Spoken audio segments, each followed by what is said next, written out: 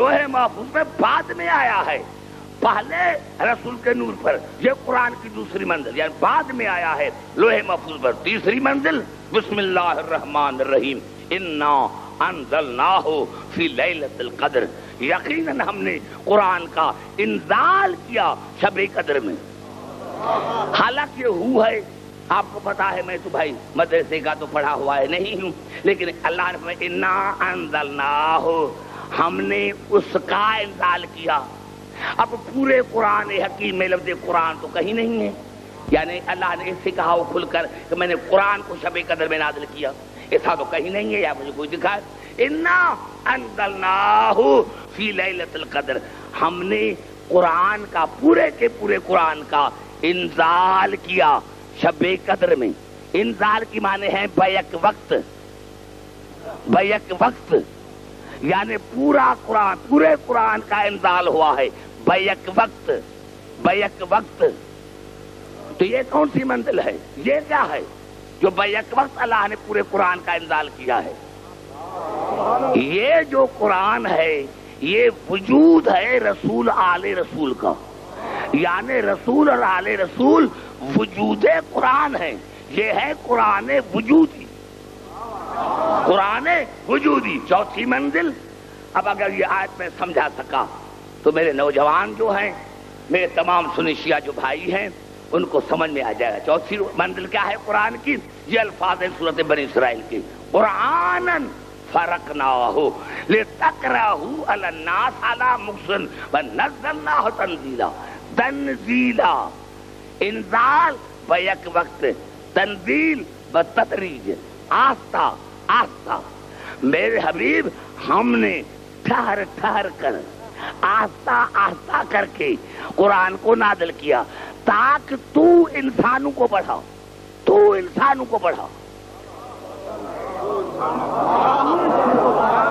دیکھیں میری گفتگو کہاں آ رہی، لتقرأہ علی الناس علی مکث، ہم نے آہستہ آہستہ ٹھہر ٹھہر کر قرآن کو نازل کیا تاکہ تو انسانوں کو پڑھا، یہ نہیں کہا کہ تجھے جبرائیل پڑھائے۔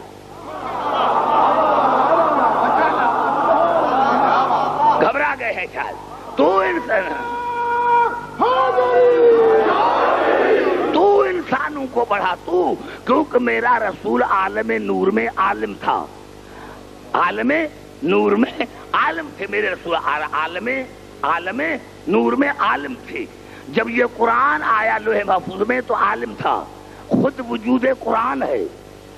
اب کیونکہ اللہ نے میں نے آہستہ آہستہ آہستہ آہستہ تنزیل کی ہے اس کی تاکہ تو لوگوں کو پڑھا، کیونکہ کلاس میں سارے شاگرد ایک جیسے نہیں ہوتے، سارے شاگرد ایک جیسے نہیں ہوتے، ان کے آہستہ آہستہ پڑھا، آہستہ آہستہ پڑھا۔ اب قبلہ میں کیا کروں، شاگرد تو ایسے تھے کہ 8 سال میں سورۃ بقرہ یاد نہ کر سکے، تو اس میں میرے رسول کا کیا قصور ہے؟ پتا چلا کہ یہ جو قرآن ہے اس کی منزلیں ہیں، اور ایک لمحے کے لیے بھی میرا رسول کبھی بے علم نہ رہا، کبھی جاہل نہ رہا۔ قرآن کا وجود جو ہے وہ رسول اور آل رسول کی ذات ہے۔ اب آئیے پھر چڑھتا ہوں قرآن کی طرف۔ گھبرا تو نہیں گے؟ دیکھیں میں نے تقریر شروع نہیں کی، میرا جو موضوع ہے میں اس پہ آ رہا ہوں۔ اب یہ قرآن ہے کیا؟ یہ قرآن ہے کیا؟ آئیے چلتا ہوں قرآن کی طرف، اور یہ الفاظ ہیں سورۃ مائدہ کے۔ بھائی بات کریں تھک نہ جاؤں میں، بس ایسی آہستہ آہستہ بات کریں تاکہ میں تھک نہ جاؤں، میں زیادہ میں زیادہ مواد نعرے کم لگائیں، سب باتیں کرتے آئے تاکہ میرا جو موضوع میں ذہن میں سوچ کر آئے ہوں لاہور کے لیے اس پر بات ہو۔ یہ الفاظ ہیں سورۃ مائدہ کے، اور آیت کا نمبر ہے 54۔ وَأَنزَلْنَا إِلَيْكَ الْكِتَابَ بِالْحَقِّ، میرے حبیب میں نے جو تم پر قرآن نازل کیا ہے وہ حق ہی حق ہے، مصدقا لما بین یدیہ من الکتاب، اور یہ قرآن تصدیق کرتی ہے پچھلی کتابوں کی۔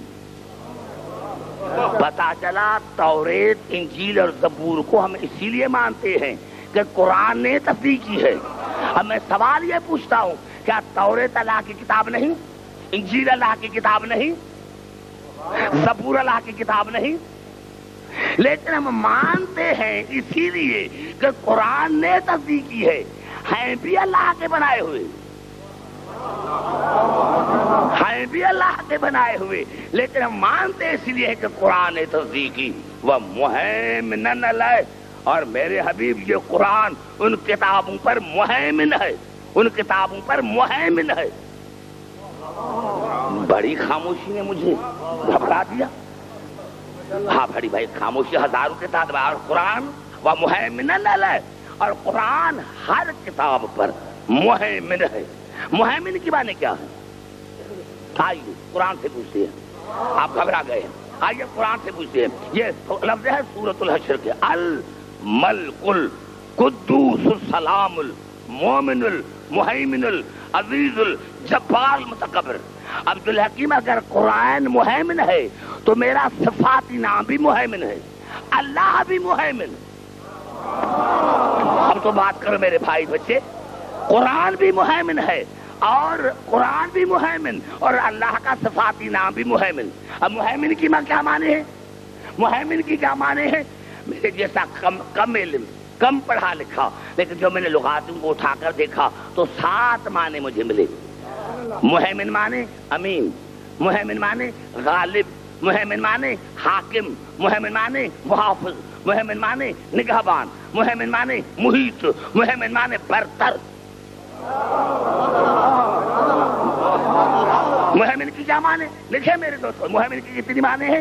7 معنی جو میں نے دیکھی، جو میں نے پڑھا۔ مہیمن کی معنی ہے امین، مہیمن کی معنی ہے غالب، مہیمن کی معنی ہے محافظ، مہیمن کی معنی ہے نگہبان، مہیمن کی معنی ہے محیط، مہیمن کی معنی ہے برتر۔ اگر قرآن امین ہے تو میرا رسول سید الامین ہے، اگر قرآن کتابوں کا حاکم ہے تو میرا رسول عالمین کا حاکم ہے۔ زبان سے بات کرے میرے بھائی، مجھے تھکا دیا آپ نے۔ اگر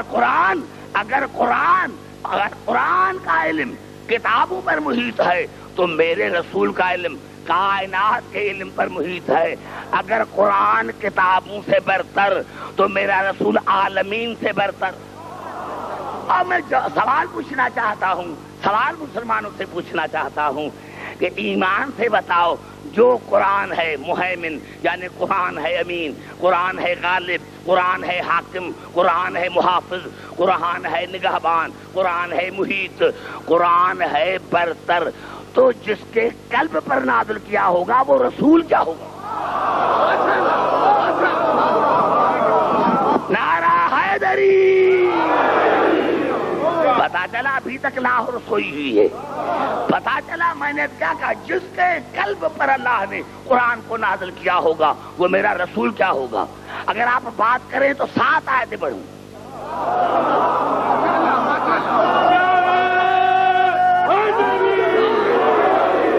7 آیتیں پڑھنا چاہتا ہوں، یہ 7 آیتیں جو بھی میں پڑھنا چاہتا ہوں کسی مقصد کے لیے پڑھنا چاہتا ہوں۔ تمام مسلمان بھائی کے لیے میری گفتگو ہے، اور یہ الفاظ ہیں سورت انفطار کے۔ سورت انفطار 30ویں پارے کی سورہ ہے، اور اللہ تمام انسانوں سے مخاطب ہے، یا ایھا الانسان ما غرک برب الکریم۔ اے انسان تو اپنے کریم پروردگار سے تکبر کرتا ہے، اپنی حیثیت دیکھی ہے، تو اپنے رحیم پروردگار سے، کریم پروردگار سے غرور کرتا ہے۔ الذی خلقک، جس نے تجھے خلق کیا، فسواک، پھر تمہارا تسویہ کیا، فعدلک، اور تمہارے تمام اعضاء کو وہاں رکھا جہاں رکھنے کے لائق تھے۔ گھبرا کیوں ہے میرے بھائی؟ آپ قریب کیوں بیٹھے ہیں بھائی؟ اور تمام اعضاء کو وہاں رکھا جہاں رکھنے کے لائق تھے۔ میں نے کانوں کو وہاں رکھا جس جگہ کے لائق تھے، میں نے آنکھوں کو وہاں رکھا جہاں کے لائق تھے، میں نے ناک کو وہاں رکھا جہاں لائق تھی، میں نے زبان کو وہاں رکھا جہاں کی لائق تھی، میں نے تمہارے پاؤں کو وہاں رکھا جہاں کے لائق تھے، کیونکہ میں نے تمہیں بنایا ہے عدل کے ساتھ۔ میں نعرہ حیدری! میں نے تمام انسان کو بنایا ہے، میں نے تمام انسان کو بنایا ہے عدل کے ساتھ۔ فی ای صورت ما شاء رکبک، اور پھر جس صورت میں نے چاہا تجھے پیدا کیا۔ کلا بل تکذبون بالدین، تو میرے دین کو جھوٹا کہتا ہے، تو میرے دین کو جھوٹا کہتا ہے، تو میرے دین کو جھوٹا کہتا ہے۔ ان